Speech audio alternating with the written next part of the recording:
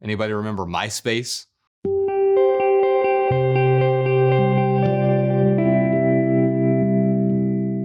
I'm Joshua Fields Milburn. I'm an Emmy-nominated and New York Times best-selling author, and this is How to Write Better. Welcome back to our new series. It's called How to Start a Blog. So many of you have sent in questions, and I'm answering many of your frequently asked questions in this series. I have 5 of them for today's video. Drop your questions in the comments for a future video. The first question we're asking today is, are blogs still relevant? Is it worth starting a blog in today's day and age? Is it too late to start blogging? Starting a blog is arguably more important than ever. Whether you want to publish your writing, build an audience, open a business, or start a podcast, your blog is the home for all of your creative projects. Once you've started a blog, you are no longer reliant on other people's platforms. There's nothing wrong with having an Instagram or TikTok account, but those platforms are ephemeral. And if they fall out of relevance, so do you. Anybody remember MySpace? Now, that's not the case with a blog, because you own your blog and it stays with you no matter where the culture sways. The best time to start a blog was a decade ago. But if you haven't done that, the second best time is right now.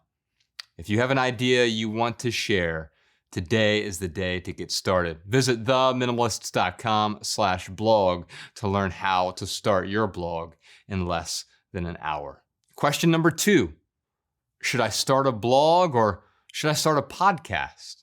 Now, this question comes up all the time, and you don't have to pick one over the other. You can start a blog and you can start a podcast. In fact, that's what we did with The Minimalists. After starting our popular blog at theminimalists.com, which is now read by millions of people, we started a similar podcast, which at the time of this video has more than 100 million downloads. Frankly, our podcast would not have witnessed that level of success if we didn't also have a blog. If we had to pick one, I'd say start with a blog, but thankfully you can choose both if you're compelled by both creative outlets. Question number 3, do I need a business to start a blog? Well, no, you don't technically need a business license to start a blog. Even if you start earning money from your blog, you can claim that income on your personal taxes under your name and social security number. It was several years before Ryan and I at The Minimalists, we actually turned it into an LLC, a limited liability company. Question number 4, is blogging a realistic career? Do careers in blogging have a future? Is blogging a good career? Well, blogging is still a career for many people. It's a great way to make supplemental income for even more people. But Ryan and I at The Minimalists, we don't look at blogging as a career. Rather, for us, it's an opportunity to add value to people's lives. Of course, if you add enough value, income tends to follow. Blogging has also enabled us to showcase our books, our podcast episodes, our films, our social media outlets, and other projects that add value to our audience. Question number 5, what has replaced blogging? While new forms of media continue to enter the picture, like podcasts and newsletters and social media, nothing replaces having a home for your creative work.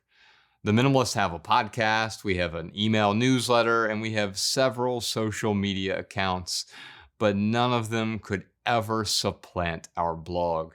Instead, we use our blog to point to those additional resources. And we use those additional resources to always point people back to our home base at theminimalists.com.